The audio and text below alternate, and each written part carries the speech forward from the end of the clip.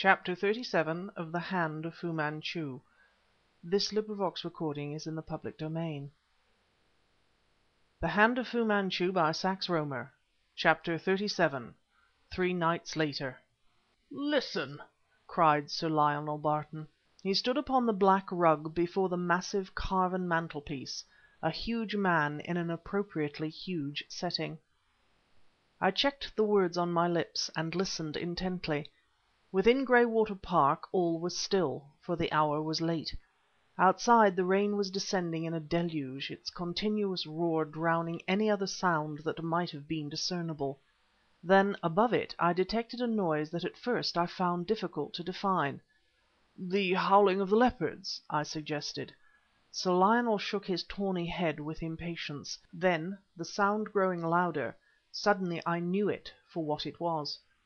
"Someone shouting!" I exclaimed. "Someone who rides a galloping horse." "Coming here," added Sir Lionel. "Hark! He is at the door."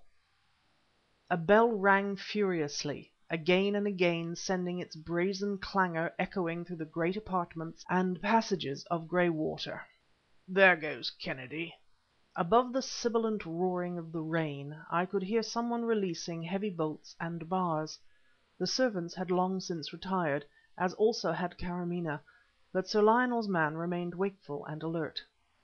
Sir Lionel made for the door, and I, standing up, was about to follow him, when Kennedy appeared, in his wake a bedraggled groom, hatless and pale to the lips. His frightened eyes looked from face to face. "Dr. Petrie?" he gasped interrogatively. "Yes," I said, a sudden dread assailing me. "What is it?" "Gad, it's Hamilton's man!" cried Barton. "Mr. Nayland Smith, sir," continued the groom brokenly, and all my fears were realized. "He's been attacked, sir, on the road from the station, and Dr. Hamilton, to whose house he was carried—" "Kennedy!" shouted Sir Lionel, "get the Rolls Royce out! Put your horse up here, man, and come with us!" He turned abruptly, as the groom, grasping at the wall, fell heavily to the floor.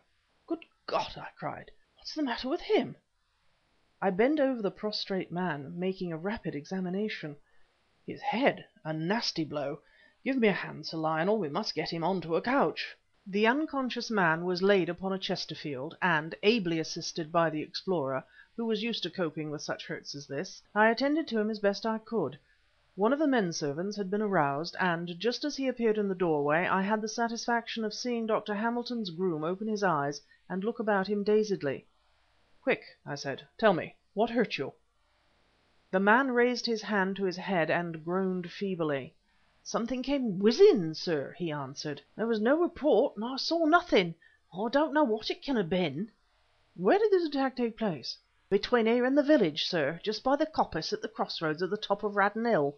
"You had better remain here for the present," I said, and gave a few words of instruction to the man whom we had aroused.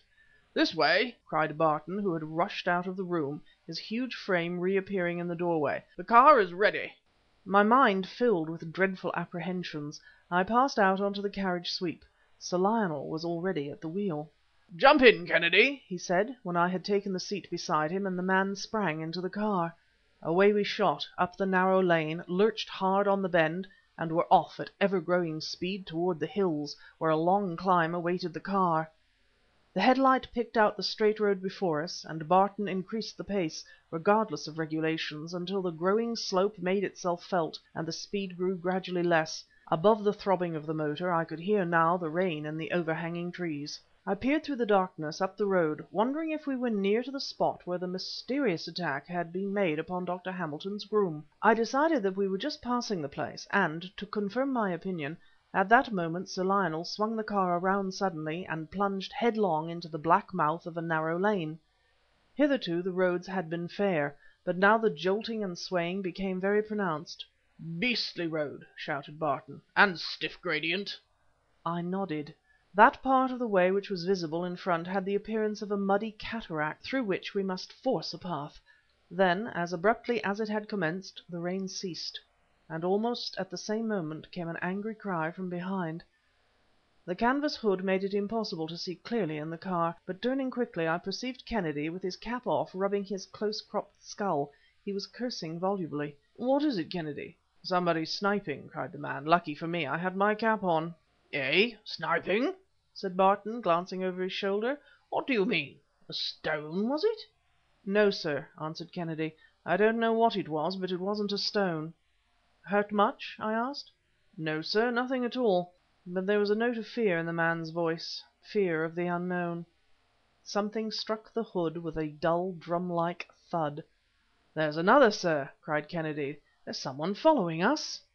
"Can you see anyone?" came the reply. "I thought I saw something then, about 20 yards behind. It's so dark." "Try a shot," I said, passing my Browning to Kennedy. The next moment the crack of the little weapon sounded sharply, and I thought I detected a vague, answering cry. "See anything?" came from Barton. Neither Kennedy nor I made reply, for we were both looking back down the hill. Momentarily the moon had peeped from the cloud banks, and where, 300 yards behind, the bordering trees were few, a patch of dim light spread across the muddy road and melted away as a new blackness gathered. But in the brief space three figures had shown, only for an instant, but long enough for us to see that they were those of three gaunt men, seemingly clad in scanty garments. What weapons they employed I could not conjecture. But we were pursued by three of Dr. Fu-Manchu's dacoits. Barton growled something savagely and ran the car to the left of the road as the gates of Dr. Hamilton's house came in sight. A servant was there ready to throw them open, and Sir Lionel swung around on to the drive, and drove ahead up the elm avenue to where the light streamed through the open door on to the wet gravel. The house was a blaze of lights, every window visible being illuminated, and Mrs. Hamilton stood in the porch to greet us. "Dr. Petrie?" she asked, nervously, as we descended. "I am he," I said. "How is Mr. Smith?" "Still insensible," was the reply. Passing a knot of servants who stood at the foot of the stairs like a little flock of frightened sheep, we made our way into the room where my poor friend lay. Dr. Hamilton, a grey-haired man of military bearing, greeted Sir Lionel, and the latter made me known to my fellow practitioner, who grasped my hand and then went straight to the bedside, tilting the lampshade to throw the light directly upon the patient. Nayland Smith lay with his arms outside the coverlet and his fists tightly clenched. His thin, tanned face wore a greyish hue, and a white bandage was about his head. He breathed stentoriously. "We can only wait," said Dr. Hamilton, "and trust that there will be no complications." I clenched my fists involuntarily, but speaking no word, turned and passed from the room. Downstairs in Dr. Hamilton's study was the man who had found Nayland Smith. "We don't know when it was done, sir," he said, answering my first question. "Staples and me stumbled on him in the dusk, just by the big beach, a good quarter-mile from the village. I don't know how long he'd laid there, but it must have been for some time, as the last rain arrived an hour earlier. No, sir, he hadn't been robbed. His money and watch were on him, but his pocket-book lay open beside him, though, funny as it seems, there were 3 5-pound notes in it." "Do you understand, Petrie?" cried Sir Lionel. "Smith evidently obtained a copy of the old plan of the secret passages of Graywater and Monkswell sooner than he expected, and determined to return to-night. They left him for dead, having robbed him of the plans." "But the attack on Dr. Hamilton's man?" "Fu-Manchu clearly tried to prevent communication with us to-night. He is playing for time. Depend on it, Petrie, the hour of his departure draws near, and he is afraid of being trapped at the last moment." He began taking huge strides up and down the room, forcibly reminding me of a caged lion. "To think," I said bitterly, "that all our efforts have failed to discover the secret." "The secret of my own property!" roared Barton, "and one known to that damned, cunning Chinese devil!" "And in all probability now known also to Smith." "And he cannot speak." "Who cannot speak?" demanded a hoarse voice. I turned in a flash, unable to credit my senses, and there, holding weakly to the doorpost, stood Nayland Smith. "Smith!" I cried reproachfully, "you should not have left your room." He sank into an armchair, assisted by Dr. Hamilton.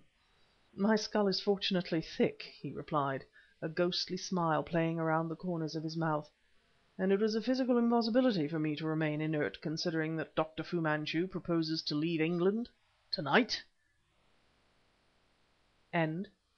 Chapter 37